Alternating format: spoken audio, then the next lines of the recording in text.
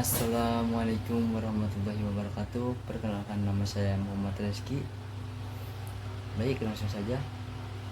Alhamdulillah, alhamdulillahirabbil alamin, wa bihi nasta'in, wala umuru dunya waddin, wassalatu wassalamu ala asrofil anbiya'i wal mursalin, amma ba'du. Baiklah, pertama-tama marilah kita panjatkan puja dan puji syukur atas kehadirat Allah Subhanahu wa taala yang mana telah melimpahkan kita karunia-Nya, hidayahnya, rahmatnya dan nikmatnya. Nikmat diantaranya ada nikmat iman, nikmat Islam dan serta nikmat ihsan dan nikmat sehat walafiat, sehingga kita selalu diberikan kesehatan, kita selalu diberikan lindungan dan pertolongan oleh Allah Subhanahu wa taala. Amin amin ya rabbal alamin. Dan tak lupa pula, marilah kita curahkan salawat serta salam kepada junjungan kita, Habibana wa Syafi'ina wa Maulana Muhammad sallallahu alaihi wasallam, yang mana telah menjadi cahaya bagi umat muslim, rahmatan lil alamin. Dari membawa Islam dari zaman jahiliyah hingga zaman Islamiyah, dari zamannya gelap gulita hingga zamannya terang benderang seperti sekarang, dari zamannya Islam di bawah hingga Islam menjadi agama yang paling agung, agama nomor satu. Subhanallah. Semoga kita mendapatkan syafaat beliau di hari akhir nanti. Amin amin ya rabbal alamin. Kepada yang terhormat Bu Nadia Fitria Emahum, yang semoga selalu diberikan lindungan dan pertolongan oleh Allah Subhanahu wa taala, dilancarkan segala urusannya dan dilancarkan rezekinya. Amin amin ya rabbal alamin. Baik, tema yang akan saya ambil adalah sebuah tentang tema salat, di mana salat adalah sebuah rukun Islam yang kedua, di mana salat adalah sebuah tiang agama, di mana salat adalah sebuah kewajiban bagi umat muslim untuk menjalankannya. Subhanallah. Adakah di sini yang tidak melaksanakan salat? Ya, mungkin ada yang meninggalkannya, karena saya sendiri juga masih lalai dalam meninggalkan sholat, dalam melaksanakan sholat. Astagfirullahaladzim. Marilah kita benahi diri kita untuk terus melaksanakan sholat, karena Rasulullah SAW pernah bersabda di dalam hadisnya, as-sholatu imanuddin, faman aqomaha waqad aqomatin, faman tarokaha waqad adamatin. Sholat itu seperti tiang agama. Jika seorang meninggalkan sholat, maka robohlah agamanya. Tapi jika seseorang menegakkan sholat, maka tegaklah tiangnya atau agamanya. Jadi Islam itu mengibaratkan sholat itu seperti tiang. Jadi jika ingin kita tegak agama kita, maka harus melaksanakan sholat. Seperti rumah, jika tiangnya hancur, maka rumah itu akan hancur. Tapi jika tiang itu tetap ada, maka rumah itu akan terus ada. Subhanallah. Bahkan sholat itu menjadi pertolongan paling utama, karena dijelaskan dalam Al-Baqarah ayat 145 yang berbunyi, A'udzubillahi minasyaitonirrajim, Bismillahirrahmanirrahim, wa asta'inu bisabri wassalah, wa inna lakabiratun illa 'alal khasiin. Dan meminta pertolonganlah kalian dengan sabar dan dengan sholat, karena sholat adalah diperuntukkan untuk orang-orang yang khusyuk. Jadi enggak semua orang bisa melaksanakan sholat dengan khusyuk. Bagaimana kita melaksanakan sholat dengan khusyuk? Bersihkan diri kita, niatkan sholat kita karena Allah Subhanahu wa taala.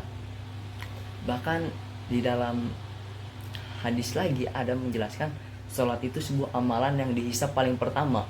Rasulullah SAW pernah bersabda, jagalah sholat kalian, karena sholat adalah sebuah amalan yang akan dihisab nomor satu, paling pertama. Jika sholat kalian bagus, maka baguslah semua amalan kalian. Jika sholat kalian rusak, maka rusaklah seluruh amalan kalian. Astagfirullahaladzim. Hadis riwayat Tobroni. Barakallah. Bagaimana Islam selalu menjunjung tinggi sholat, sangat menjunjung tinggi sholat. Bahkan dalam sholat saja, jika kita tidak mampu berdiri, maka kita diperbolehkan duduk. Tapi jika kita tidak mampu duduk, kita diperbolehkan berbaring. Jika kita tidak boleh berbaring, jika kita tidak bisa berbaring, kita diperbolehkan untuk isyarat dengan mata. Tapi jika kita tidak juga bisa, maka kita dianjurkan untuk dengan dalam hati. Subhanallah, bagaimana Islam sangat menganjurkan sholat dan memberikan keringanan kepada kita. Alhamdulillahirabbil alamin. Bagaimana Islam sangat baik kepada kita. Subhanallah. Ya, mungkin cukup. Masih ada lagi, ada lagi. Islam itu adalah sebuah agama yang sangat dianjurkan. Dalam Islam itu sholat ada 5 waktu: subuh, zuhur, asar, maghrib, dan isya. Dan apakah kalian tahu apa yang paling besar itu ada di dua sholat, ya ini sholat subuh dan sholat asar. Karena di dua waktu itu manusia akan merasakan malas yang amat besar. Subuh karena mungkin lelah, maka susah untuk bangun. Mungkin walaupun sudah bangun pasti tertidur lagi. Termasuk saya sendiri mengalami hal itu. Baik. Yang kedua adalah asar. Mungkin karena lelah dalam bekerja seharian, lelah dalam beraktivitas, akan menjadi malas dan beristirahat, dan akhirnya menjadi lupa. Astagfirullahaladzim. Barakallah.